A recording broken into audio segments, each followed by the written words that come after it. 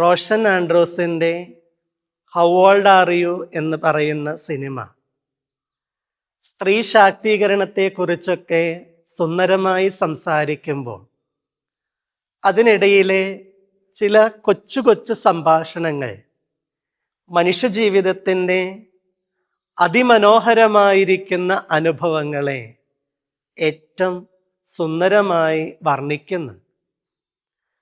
സേതുലക്ഷ്മി അമ്മ മഞ്ജു വാര്യരോട് പറയുന്ന ഒരു വാക്ക് എത്ര ആഴമായ ജീവിത പാഠങ്ങളാണ് സമ്മാനിക്കുന്നത്.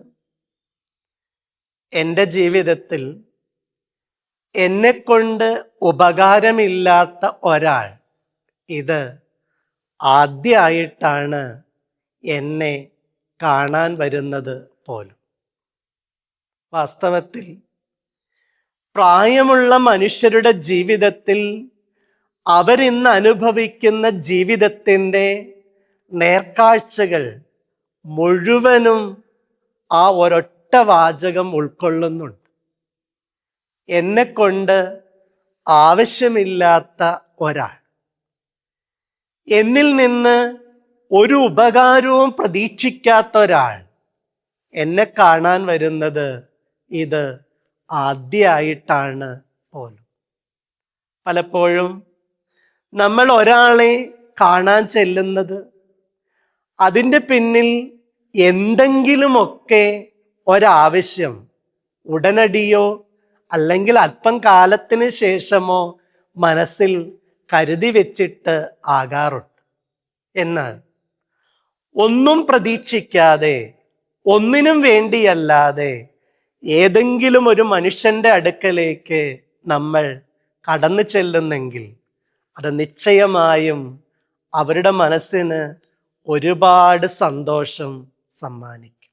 നമ്മൾ ഒരാളെ സന്ദർശിക്കുന്നു എന്നുള്ളതിനേക്കാൾ ഏറ്റവും ശ്രദ്ധേയമായ കാര്യം എന്തിനു വേണ്ടിയാണ് നമ്മൾ അയാളെ സന്ദർശിക്കുന്നത് എന്നുള്ളതാണ്.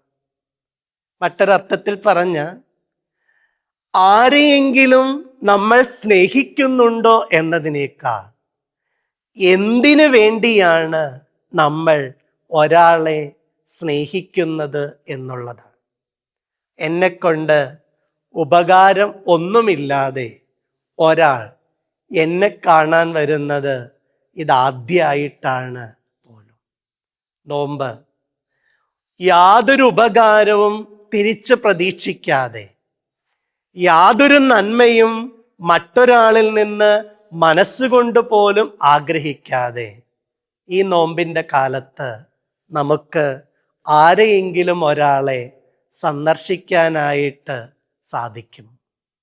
സാധിച്ചാൽ ഈ നോമ്പ് സാർത്ഥകമായി തീരും. ആയതിന് സ്വർഗത്തിലെ ദൈവം നമ്മുടെ ഉള്ളത്തിൽ ഒരു പ്രേരണ നൽകട്ടെ എന്ന് പ്രാർത്ഥിച്ച് ദൈവികമായിരിക്കുന്ന എല്ലാ നന്മകളും ഈ നോമ്പിൻ്റെ നാളുകളിൽ നേർന്നുകൊണ്ട് വാക്കുകൾ നിർത്തുന്നു.